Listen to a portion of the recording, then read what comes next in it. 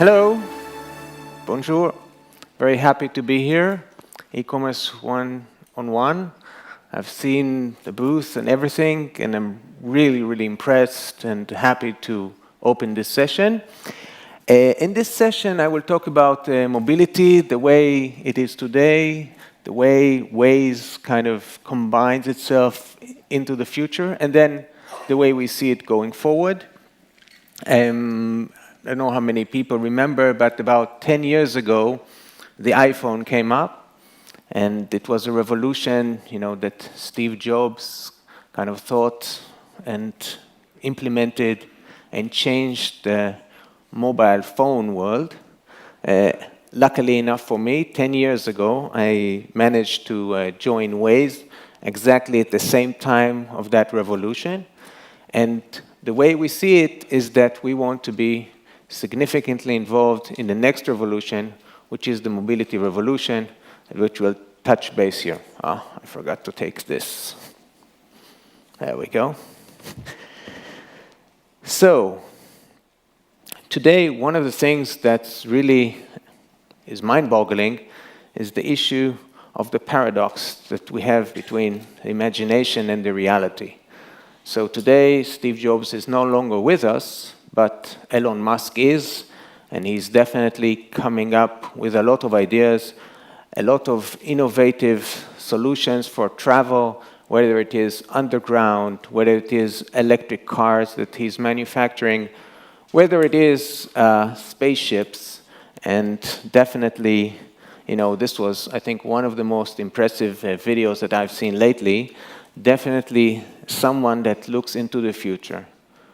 But having said the future looks very bright and very promising, the reality is very different. Today, what we see here is, I think, a representative of what's happening all around the world. There are a lot of cars, and as such, there's a lot of traffic. There's a lot of people that are moving into the cities for various reasons and work among them, but there is definitely something that's happening that's, kind of counterproductive to the future. There is an increased amount of people that are traveling and living inside urban cities. There are taller buildings, and there's less ability to move. If we look here at the graph that I'm about to show you, you can see the amount of time it takes to travel a single kilometer in a city.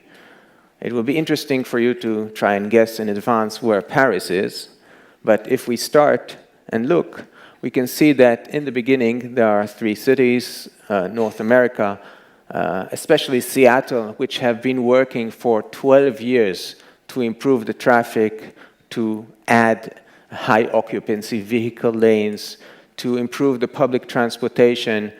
This is a massive effort that made them appear as a leader in that sense. If we look at the second group, you can see, move to the third group as well, you can see Paris in the middle, around 2 minutes. And then you can also see Tel Aviv and Jakarta, which is getting closer to 3. And the worst cities in the world, you can see right now in Sao Paulo and leading Manila. It means that to travel 10 kilometers would be something like 40 minutes in Manila. This is something that, again, is counterproductive and something that causes a lot of pollution, loss of economic value, and definitely something that is, has to improve at the end. If we look at the automotive industry, we can see that there are various aspects that are also affecting the overall congestion, traffic, and living in the city. One thing we see is that there are 39 million cars in France. There are, of course, many more cars around the world. 3 or 4 French people are actually traveling to work. 80% of the homes have a car, and 30% have even 2 cars. This is definitely a trend that is going on globally, not only in France. And it's something that at the end of the day indicates that, people are buying cars almost like smartphones. Obviously, smartphones, are a bit, easier to carry and take less space and obviously cost less. But this is a device, in a sense, that you must have, a car. On the other hand, you have a growth in the number of cars. You have an increase. It's not something that people are giving up. The more people, the bigger the population is, there are more cars. This is something that's going on worldwide, again, at a record level. So there are 90 million cars sold in a year. Just to put it in proportion, 10 years ago, we're talking about, let's say, 2007, 2008, there were only 65 million cars being sold. So production is easier to make. There is more demand. People are changing, I think, cars more frequently, very much like they do with mobile phones. And at the end of the day, this means that the growth is continuing. On the other hand, things are slow. So if we look at the time for manufacturing a car from design to actual production and sale, it's like 8 years. Then the average duration that a car stays on the road is about 9. So we're talking about close to 20 years, the cycle between, if we invent now a new car that, is going to change the future until it actually kind of gets involved and replaces all the old cars, again, close to 20 years. So a change in that sense of the mobility world is not going to happen overnight. So we have, a lot of dreams. We have the reality. How is it going to change? It's going to be, in a sense, a sort of a revolution. And the thing about revolution is that it's very hard to imagine it. It's something that we can think about, but there are going to be surprises. There are going to be things that we are not thinking right now, let's say 10 years ahead, that will have an effect. For example, the whole issue of drones, I think, is something that's going to have an effect on mobility. I'm not exactly sure how. It's definitely going to have effect on delivery services. But this is something that right now, based on what we see, there are, I would say, 3 elements. There is the energy. Obviously, oil, fossil oil is not going to be something that would be used, diesel as well. It's going to probably move to electricity. I don't think it will go nuclear or things like that, but definitely electricity is the way to go. And obviously, there is the issue of technology. There are a lot of technological breakthroughs. Batteries are now manufactured at a lower cost. It is easier to maintain. Probably the whole issue of battery in the car is going to be something that's going to be easily replaceable, just like in the phone. And so the technology is going to advance things very fast. And then there is the usage. The question is how the usage is going to happen from the user perspective. Are people going to own a car? Is it going to be a service? This is something that I'll touch base a bit later, but definitely these 3 components are going to have a massive effect on the mobility. So we basically have the mobility situation. Let's see how Waze can actually combine itself as part of our DNA and get a substantial part in that mobility, I would say, revolution. To do that, we have to go back and understand a bit what I call the magic of Waze. And so we can go back, I would say, to the origination of Waze over 10 years ago. The guy that did it is Ehud, and he had this handheld device. This handheld device was the means of, I would say, portable communication. It had a lot of the aspects that you see today on the mobile phone. It was just not connected. It did have, for example, one aspect, which is the GPS navigation application. At the time, it was something that was very expensive. It cost about $750, and Ehud thought that it's kind of ridiculous that he paid for a very expensive piece of software where he's using it once, maybe twice a month, using it to go to places he's not familiar with. So he said, I want to make it more interesting. How am I going to make it more interesting? I will add a layer of information that is very interesting on a daily basis. And he thought that the speed cameras was something that he wanted to add. So he wrote a small piece of code. He sent it to a website with early adapters and really techie folks that were writing software for these kind of iPad mobile devices running Windows Mobile. And he told them, each time you see a speed camera, activate the software. It will record the location of the speed camera. It will create a text file. This text file you will send to me over email. I will take all the text files, combine these locations, and create a map of speed cameras. 2 weeks later, he had all the speed cameras in Israel. He created that layer, added it to that navigation software, and everybody was happy. Everybody was happy because he gave it for free. It was on a very popular software. People had now motivation to use it more often. And so, happy end. Is it? No.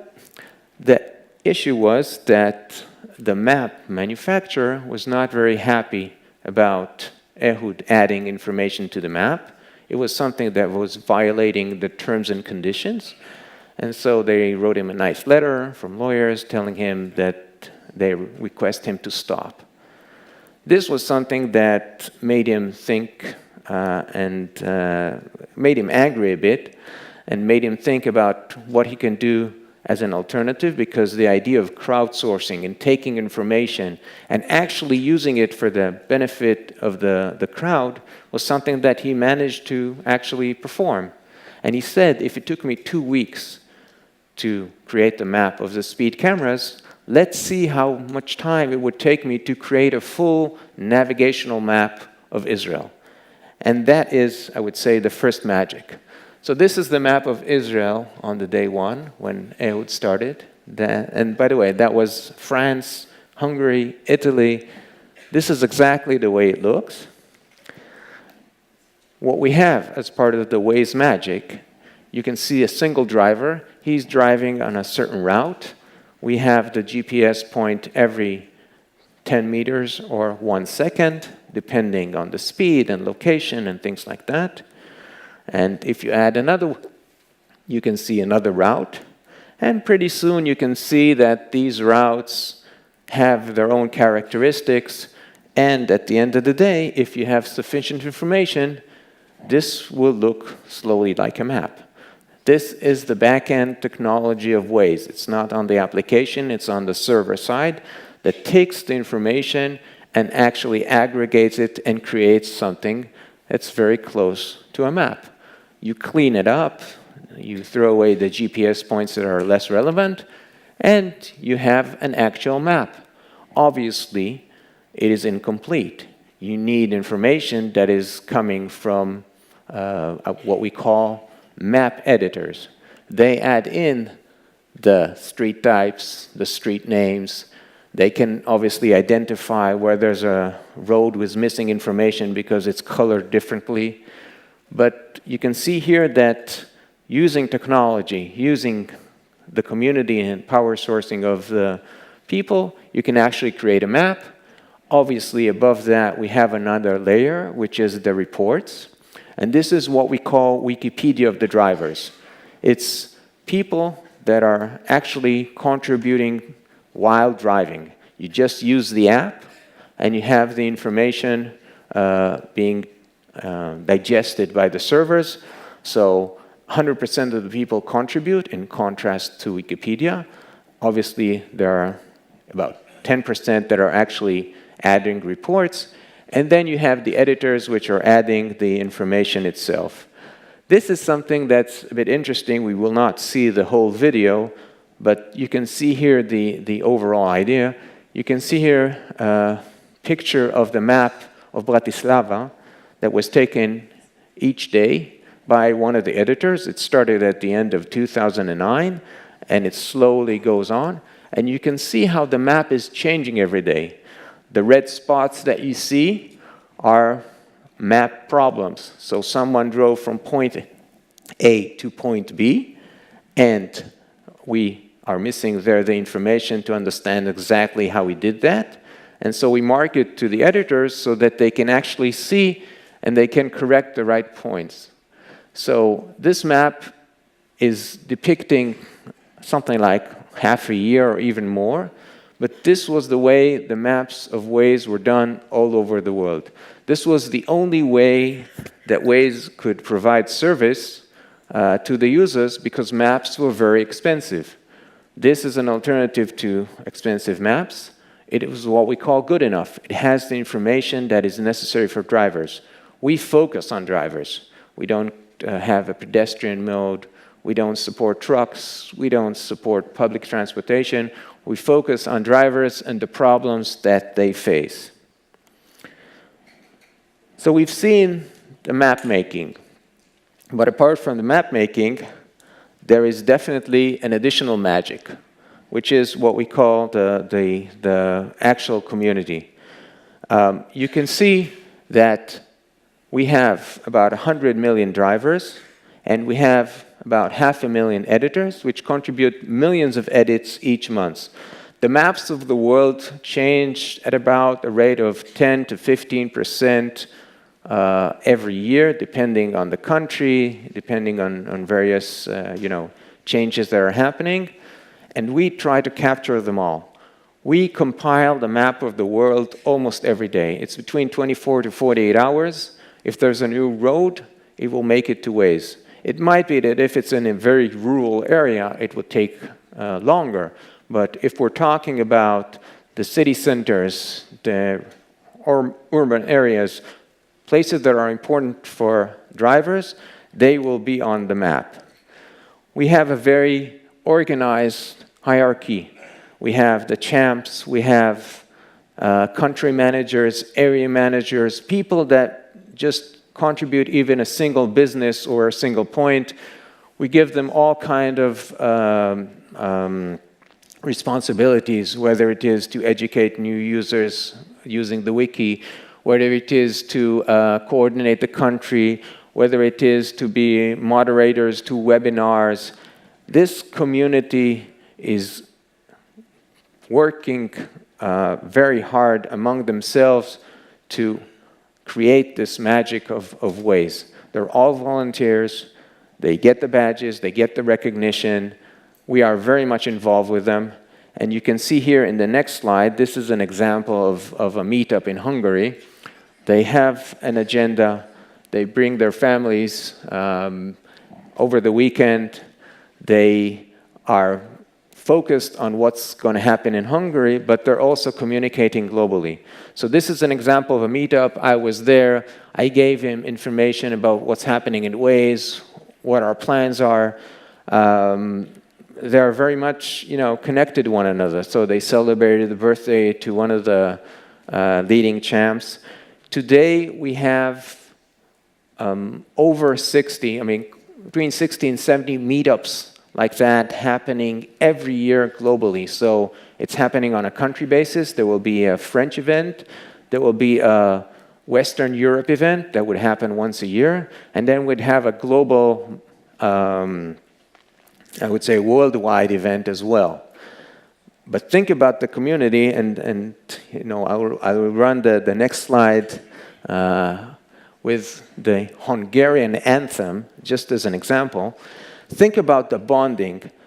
The folks in Hungary went and recorded, you can't hear it, but they recorded this anthem. So they created the music, they created the video, they went to a studio, they put it up, and then created this anthem from Waze. And this kind of bonding, this kind of connection to the product, I would say, is something that in Waze is very unique. You can hear it a bit now. So this uniqueness is something that differentiates Waze from the others. Think about it, you're using today, whether it is Facebook or Instagram or Snapchat or TripIt or any other application. You don't get to meet the people that are actually running it. You don't get to talk to the developers and the product managers and the management and the CEO. You do get to do it in Waze. In Waze, you actually meet the people that make it happen. We listen to the community. The community is an integral part of the product. They affect what we do. They are helping us with bugs and problems that they find. We have a community for beta, which is almost 20,000 people. We have the mapping community. We have people that are experts in certain domains like Android and iOS. These people have connections directly to Waze, and they are able to provide us this directly, in contrast to all other companies. So these two aspects, the map making and the community, are definitely what we call the magic. Taking this magic, we're looking to see how we can give back. So we obviously give our users. We give our users a lot of value, but we came up with additional ideas that would help us and would help the community, which ties into the mobility. This is what we call the connected citizens. It actually started from an event in the US, Hurricane Sandy. We actually got a call from the White House, from the Department of Energy in 2012. They were asking for help. They said, Waze is a popular app. Can you help us in providing us information directly so we can help the people? And one of the things that they were interested in was gas stations, because people were running out of fuel. They couldn't drive, they couldn't leave their homes, they couldn't activate generators, and they wanted to know what was the situation in the gas stations, whether there was gas, there was lack of gas, how long the lines were, things like that. And what we did, and luckily for me, I was actually involved in working over the weekend on it, was ask the users to report events around gas stations. We put on the gas stations that had the fuel, we put it in real time, just like we put other pins on the map and advertisement or places. And they were actually providing us feedback if there was enough fuel there, etc. And we would filter it out. I actually kind of created Excels, took the texts and the location and send it, obviously no personal information, and provided it to the Department of Energy all over the weekend. We had tons of information that was flowing, and they would then be able to dispatch emergency resources and fuel trucks and whatever help that was needed to these right locations.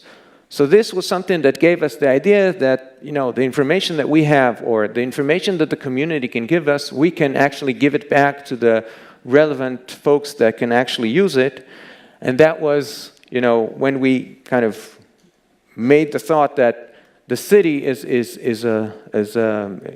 really an entity, but it's the users that actually make it happen. It's the heartbeat of the city is at the end of the day the users, and we combined what we call the connected citizens, the citizens and the cities together. This car, this is a Peugeot, is an old car, relatively. But if you put in Waze, it's a sensor. It's a sensor that the city can use instead of people standing sometimes on the street and counting the number of cars and things like that. So the Connected Citizens program is running like 4 years. We have over 500 partners. Almost 50% of them are municipalities. Another, I would say, 1/3 is all kind of departments of transportations and other entities like in France that are controlling the highways, autoroutes, stuff like that. And then we have emergency responders, police, etc., which are about like 20%. You can see here this list. It's a very impressive list. It includes partners from all over the world, municipalities from various countries, and this is something that we're very proud of, and we're working very hard to increase it and have more and more partners as such. The idea is that we exchange information. We provide the real-time information, which is something that we excel at. They provide us planned activities. They know exactly when there's a marathon, when there's a parade, when there are road constructions and road closures and changes on the road. They know that information way in advance, and we can actually take that and populate it into the map, and by that actually combine the real-time and the planned activities to provide the best route. Several examples. This is Versailles. The competition from Paris to Versailles. So this was a cooperation that we did. We actually closed the roads in advance, didn't route people there. They broadcasted and we broadcasted to the Waze users where there were issues, and then told them to use Waze when they were routing in that day so that they will not run into problems and troubles. Same things in Philadelphia, where there was the Pope visit. Obviously, they closed the road. There are issues with dispatching police and other responders. And obviously, you need less of them if there are less drivers and there are less people on the road. Boston is another excellent example. They used Waze in various methods. One of them was to prevent double parking. So you would report someone who's double parked, and they would dispatch police or other supervisors to give a ticket to the users that were actually double parked, and by that they eliminated this issue. Other municipalities take information and compare traffic jams before and after making changes to traffic lights. So they make a change, they measure the effect, they can change it again, and this kind of cycle of getting information really fast to the right people that are actually working on improving traffic is definitely what we're looking to achieve in every municipality and metro around the world. There is an issue of the emergency responders. This is something that's very interesting, and what we found out is that in a lot of cases, the users don't exactly know where they are, where there's an accident, etc. Waze is able to provide such information to the responders. And you can see here, if you look at, in this case, in Oakland, California, you can see that Waze is actually providing that information because we provide the real-time reports, let's say, to the municipality before they even get it from the police, before they get it from 911. This is something that, at the end of the day, simply provides a faster response time. So 40% of the reports are arriving before. That means up to 4 minutes the ambulance can be dispatched earlier than before. This means that lives are saved. This is not something that we do. We just provide information that comes from the community, but it's used for the good. So the more users there are, the better the information. The more people can help, the better their lives are. And this cycle is something that, from our point of view, is very important and where we see ourselves as really contributing to making things change on the citywide and then on the mobility as well. If we look now at the future of mobility, this is where things get more interesting. So obviously, if we look at cars today, they're actually used about 4% of the time.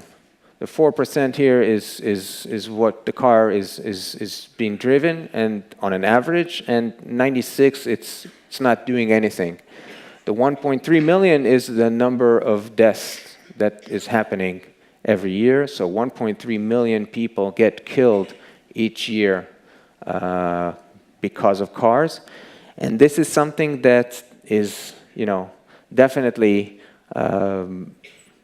a problem in increasing of mobility. So if we saw before that there are going to be more cars and more congestion, it means that while the 4% is probably even going to decrease, the number of deaths is going to rise, unless, of course, a change happens.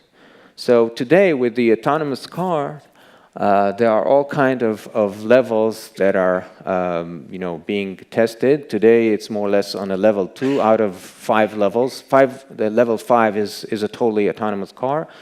Level 2 is what is happening today, where people are driving, but it's a driver-aided car. You probably heard that Uber suspended their tests in the US because someone got killed, unfortunately, by a semi-autonomous car. I read also today, just like an hour before the event, that actually the police thought that it was not the fault of the car, because the car could not stop when the woman was coming out of the shadows. But obviously, when technology improves, we definitely think that there are going to be a lot less deaths. And this is something that, safety is probably one of the main drivers for the mobility. There are manufacturers like Ford and Volkswagen which think they can get to a level 4, but level 5 seems to be far away, which is, again, a total autonomous car. There are all kinds of pictures, and this is, in this case, an example from Mercedes-Benz on how travel will take place. You don't see a wheel, you basically see the seats. You might even have, champagne. This one might be the way that you will actually see my presentation 20 years from now.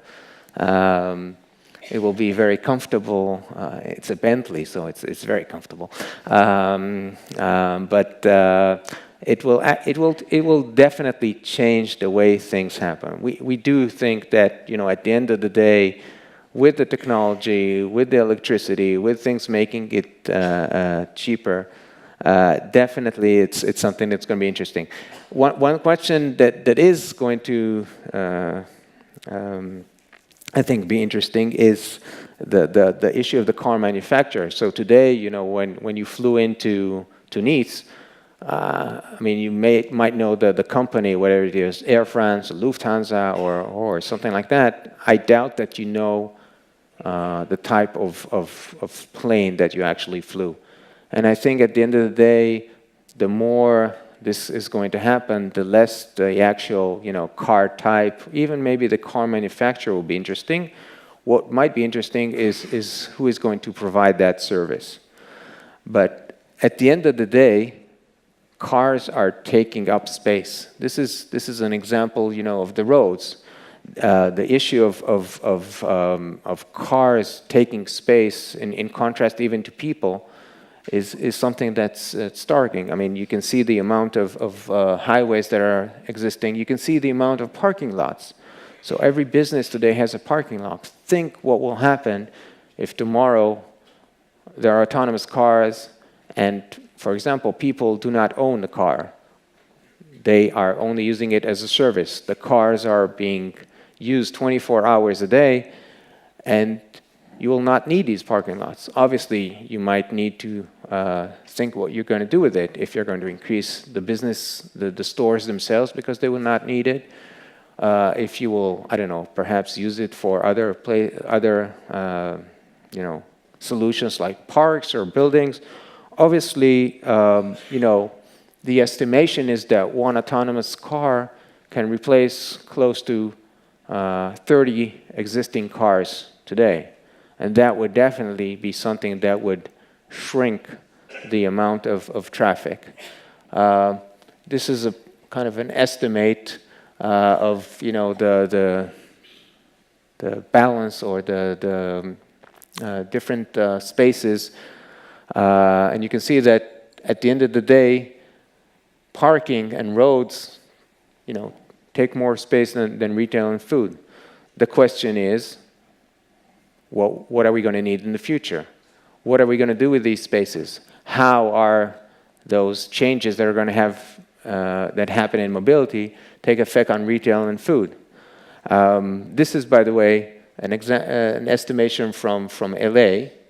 The next generation, the estimation is that kids that are 5 and under will not drive a car ever in their life. They will not need to learn to drive. They will not own a car. They will just use it as a service. You do see some cities, again, like Seattle, for example, where there is a decrease in sales of new cars.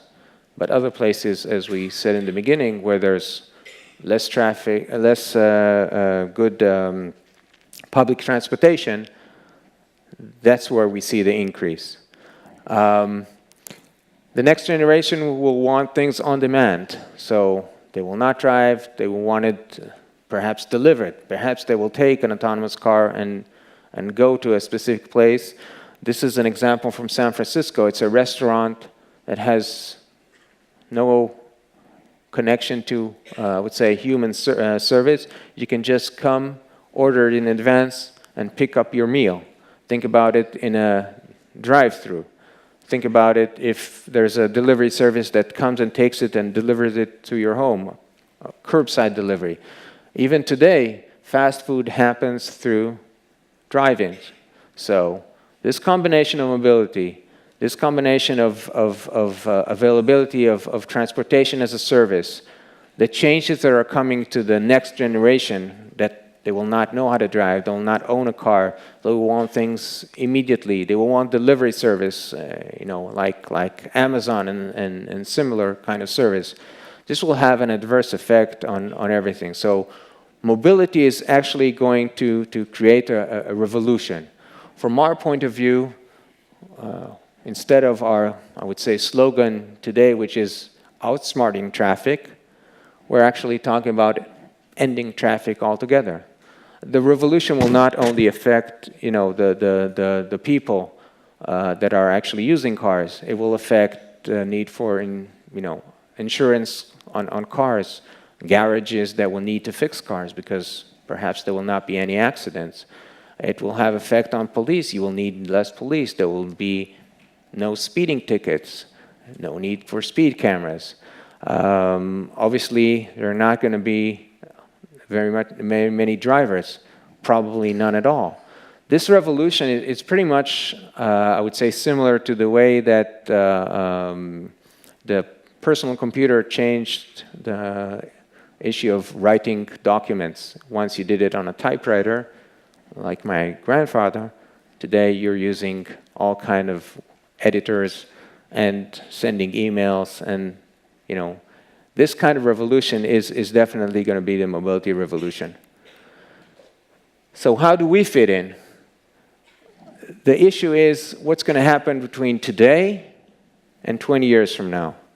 So we think that when we understand what's going to happen in 20 years, there's going to be a very long period, and we can estimate whether it is 15 years or 20 years, as we talked before. There's going to be time in the middle where if we want to achieve our goal of ending traffic, we want to be involved in carpooling. Why carpooling? Very simple. Instead of having a single person drive a single car, if we have two people in the car, this will definitely decrease traffic substantially. This will probably be the only way to do it in congested cities like Jakarta or Manila or the likes of it.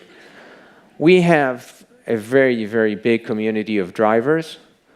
Obviously, for this, you need riders as well. If we look at the future of mobility, where there will be no drivers and everybody would be riders, then Waze has to see how it transitions from drivers to riders, and carpool is the way to do it. We will do matching between the existing drivers and new riders and passengers, which could be, by the way, drivers that leave their car at home, of course. And then when we do this matching, this is a matching that will very similarly be used in autonomous cars, where you would simply match the rider with the car and not the driver. But this matching algorithm, this ability to provide the most optimal route to both today the driver and the rider, is the way we think that we can be involved in the mobility revolution from here until the autonomous car, and obviously over it.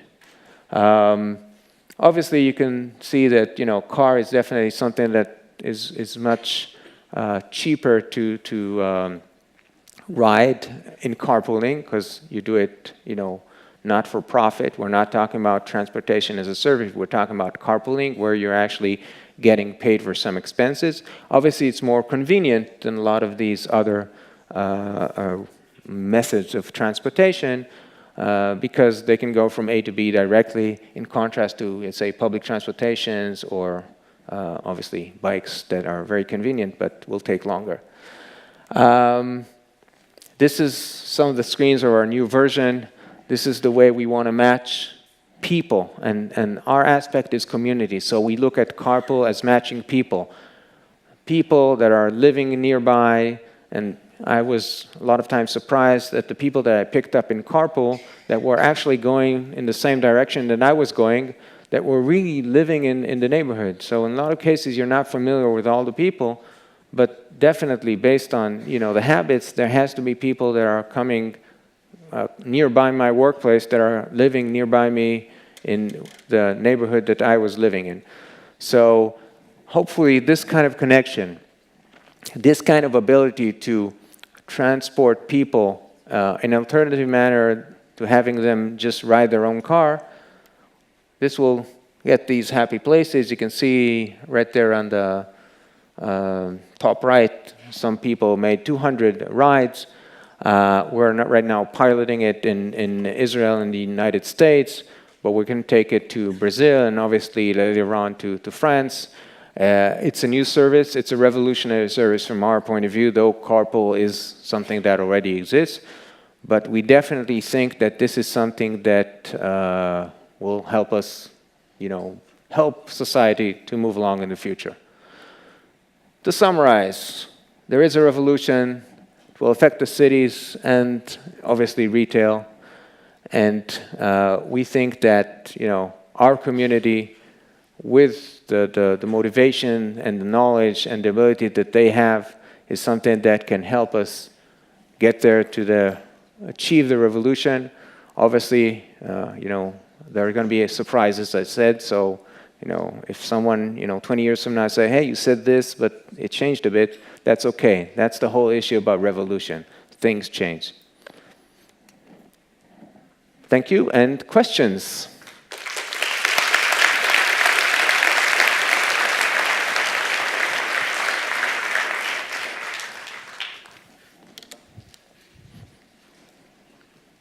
If there are any questions, now's the time.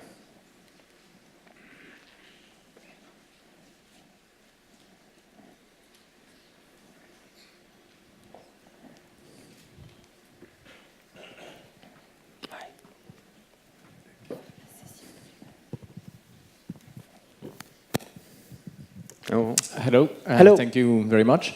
Question regarding the family, regarding carpool, because it's really useful for maybe one people if you're single. When you're a family, a lot of people are still buying a car. Did you already think about this specific purpose? So families and people that are today driving, in the car ready together is something that's less relevant for us. We are tackling, I would say, the 90-something% that are driving alone. Most people on their daily commute are driving solo, and we see it globally. And this is what we're focusing. People that are already driving together, this is something that's less relevant.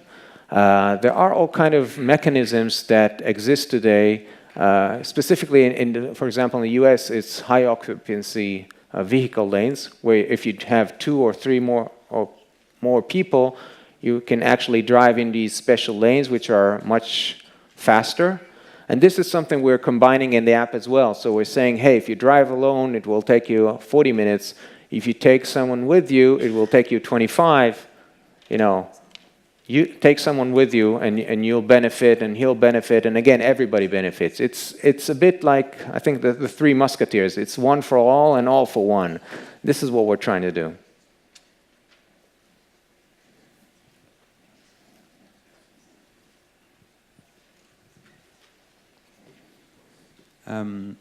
I think there's a lot of retailers here, and a lot of people think about last mile delivery and like how can you use people to actually deliver things, ship from store, and all those things which Waze could help doing? Do you have any plans on taking over that kind of market? So today we have, I think, one experiment in the US, which was kind of order ahead, where you order something, I think it was Dunkin' Donuts, if I'm not mistaken, that you actually order, when planning the drive or something like that, and then you just come to the drive-in and pick it up. So I think that this is something that we will look into. I'm not sure exactly if there are concrete plans, but definitely it's something that's going to be interesting, because if you can pick up people and drop them off, obviously you can do it with retail-related products. The thing is that in Carpool, we're really not looking at it as a business. So we're not trying to be Uber. We're not trying to be Lyft. We're trying to be something that's kind of, I would say, cost-effective and I would say paying for your expenses. And I think this kind of thought about real delivery is something that's going to take it as a service, and then it has other implications. So we're looking at it. I don't know of any plans. You would take trucks off the road, and that's a lot of congestion too, right? Yeah, trucks. But trucks, for example, is something that we deliberately decided not to do crowdsourced. One of the main reasons is the bridges. So as you saw, the information that we have is crowdsourced. But if the height of the bridge is 4.5 meters, but you wrote 5.4, and then the truck goes through the bridge, this is something we prefer not to get involved with. But instead of trucks, putting things in cars so that there's less trucks. Yeah. It's definitely something that's, again, it's going to be interesting, but it's a separate business. So right now, at least, it's not something that, again, I'm aware that we're doing. Hi. You didn't talk about Waze's business model at all. Is carpooling seen as the ultimate or as the answer to that question? No, I mean, carpooling is something that we're checking. We're not yet sure. We're obviously betting on it, and we think that, if we succeed, and when we succeed like Waze, there is business there. But right now, for example, the cost of the ride is going directly from the rider to the driver, and we're not cutting any profit or any income from it. We do have plans in the future to take 15%, but I think that we'll be happy also if it's break even. So obviously, it's a business, but we're still not there. We want to push the service, just like Waze didn't have any business model for the first 5 years or so. I think Carpool is, in a sense, very similar. Yes, hi. Here. Hi. Thanks for the presentation. I was wondering, based on the global community of drivers, do you have an estimate of what's the percentage of Waze users? And is it enough for the consistency of the data you're collecting? And are you planning or having plans for increasing, and how are you planning to increase that percentage of users? So the percentage changes from country to country. There's some countries where it is very popular, and again, it's very hard to estimate the exact percentage, but Brazil, for example, France, Israel, Costa Rica, Malaysia, there are a lot of countries where it's very popular. There are countries where, for various reasons, there's less uptake. For example, let's say Germany. We're obviously working very hard to add new features and new services and provide more values to the users. So, for example, one of the things that we started, which is more localized, for example, in France, is ZTL, support for ZTL and Critères, and something that will have effect, because if you go there, you can get fined. So we're trying to both have global features and also localized features to increase the usage. Obviously, there's competition, and it's not easy, but we're working still very hard to improve Waze and provide the value to the users. Hello. Yes. First of all, thank you very much for this great presentation. You talked about transport as a service, and we also saw that you do a lot of machine learning thanks to the community. I see a lot of people in Paris trusting Waze like the eye is closed. So if Waze say that, I take this road, and I believe it 100%. What would be here your advice for any editor in the room to reach such a level of trust between people and the machine? Ooh.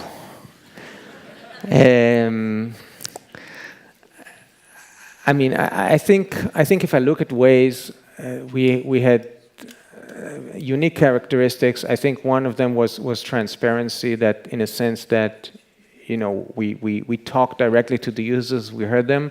In the beginning, we had a small community, so changes that they asked actually made it directly into the application. We're still listening, but obviously it's a much larger community. But that created trust. We promised things, and when we didn't deliver, we got a lot of backlash, and we again communicated and said, what we did wrong, how we're going to correct it. And that, again, is another aspect of transparency. But at the end of the day, it's value. One of the things that we always try to do is innovate and provide more and more, I would say, features and things that would help the users. For example, again, like I said, the localized, but also, let's say, connection to calendar and recommending you when to leave. So I think focusing on the user, focusing on the community, listening to the community is what made it happen, but it takes a lot of effort. We had specialized people that were doing just that. We met them, we spent a lot of time interacting, sometimes at the cost of development. And that's something I think that if you do it and you're straight and you communicate, I think at the end of the day users like it and trust it. If you admit your mistakes and things like that, at the end of the day, that's what made it happen. Last question. Hello, thank you very much. You talked about two main features of Waze. First, the maps that were created by all the driver community, and then carpooling. Do you think that these two features can really coexist, as carpooling will in the end reduce the number of drivers on the routes, and then maybe the richness of all the items and the updates that can be brought to the service? So first of all, and it refers a bit to the previous question, to get the information on what's happening on the road, you don't need a lot of drivers. So it's single-digit percentage to get enough information for traffic jams and events and stuff like that. Definitely in the city, definitely at time of commute. Obviously there's the issue of reality. The number of drivers is going to decrease. It's going to happen in a slow phase. But if people are carrying Waze and are using it not only when they drive, but also, for example, when they take a taxi because they trust it, then the sensors in the cars will continue to exist for Waze, whether it is a driver or a rider. And we think that carpool is going to add the rider part. They're going to use Waze as well through carpool. And at the end of the day, the number of users that will use Waze will be good enough to provide us the information. Thank you very much. Enjoy.